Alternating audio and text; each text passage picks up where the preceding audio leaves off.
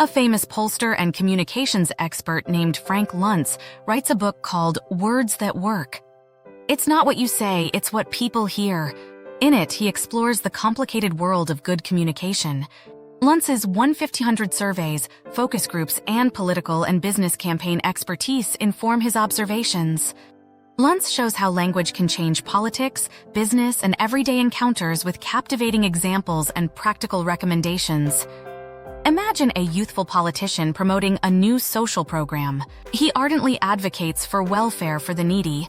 However, his message fails. The word welfare connotes dependency and government waste. When he calls for assistance to the poor, public approval goes through the roof. This minor phrase adjustment illustrates Luntz's book's main point.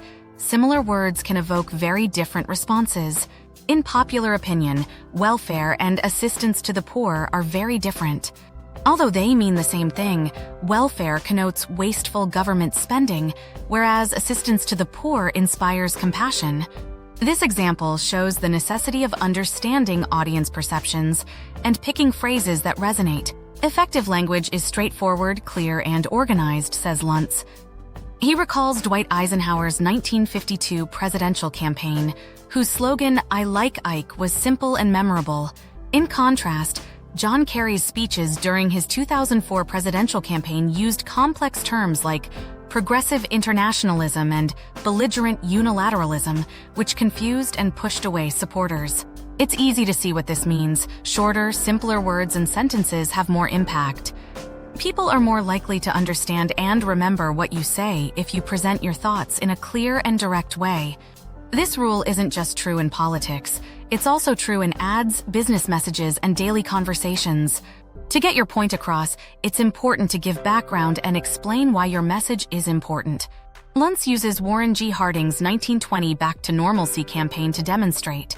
Harding succeeded by first describing the chaotic post-World War I political climate before presenting his candidature to restore calm. Harding made his message approachable to Americans by providing context. Language has an amazing power to create vivid pictures in our minds and stimulate our senses. Luntz says that one powerful way to get your point across is to paint vivid pictures in the thoughts of your audience. Eminem's motto, "Melts in your mouth, not in your hands," creates a memorable sensory experience. Similarly, John Lennon's famous song Imagine makes a strong emotional link by asking listeners to picture a better world. Simply saying imagine can capture your audience's imagination. Asking someone to picture something taps into their emotions and desires, making your message more powerful. This method works well in commercial and political speeches when emotional connections can motivate audiences. Emotional language is effective. Luntz recommends humanizing and personalizing communications to make them memorable. Humanization can be seen in Martin Luther King Jr.'s "I Have a Dream" speech. King connected emotionally with his audience by appealing to universal justice and equality. Personalization is a common way for advertisers to get people to buy their goods. The skincare brand Olay's slogan, "Love the skin you're in," speaks to people's feelings of self-worth and personal care. Messages that include emotional appeals have a much greater impact, making them more memorable and persuasive. Asking questions is a great way to get people interested and start them thinking. "Are you better off today than you were 4 years ago?" was a famous question asked by Ronald Reagan in the 1980 presidential debate. This simple question made voters think about their lives, helping Reagan win a landslide. Asking questions encourages your audience to draw their own conclusions, making the message more powerful.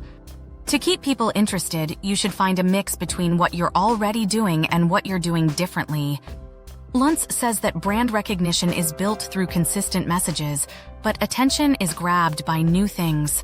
Wheaties' slogan, "The Breakfast of Champions," has been successful for decades, but Coca-Cola's many tagline revisions have diluted its brand concept.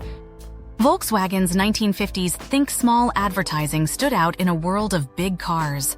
Volkswagen established brand recognition by astonishing consumers with a fresh message. Credibility is key to effective communication. Luntz advises against contradicting prevalent beliefs or facts to maintain credibility. His example is Al Gore's 2000 presidential campaign claim that he invented the internet. Public contempt and loss of credibility were the result of exaggerated claims. Being real is just as important. Being real is just as important. Luntz stresses how important it is to match words with deeds. Message "I Care" by George Bush Sr. failed during the 1992 presidential campaign because to insincerity. In contrast, Bill Clinton's Put People First campaign was successful because it was backed by healthcare and education initiatives, showing his dedication. Understanding your audience's hopes, beliefs, and preconceptions is essential to effective communication. Luntz dispels myths about Americans, such as that the majority are well-educated or vote politically. Many Americans value a candidate's character and trustworthiness over politics. Understanding the public can be seen in what George W. Bush did after the 9/11 attacks. Bush's powerful and decisive demeanor won over Americans and helped him win re-election in 2004 despite his unclear policies. Luntz gives useful tips for dealing with everyday communication problems.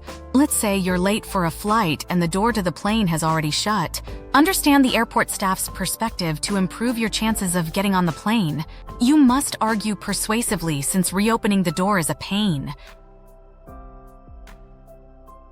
Start and end your request with "please" and explain why you need to catch this flight. Make your tale emotionally moving, whether it's a family emergency or a life-changing job interview. When pulled over for speeding, good communication can help. Understand the police officer's perspective. They can release you without more work. Turn off the engine, lower your window, place your hands on the wheel, and have your license and registration ready to show that you're not a danger. Recognize the officer's authority and admit your error.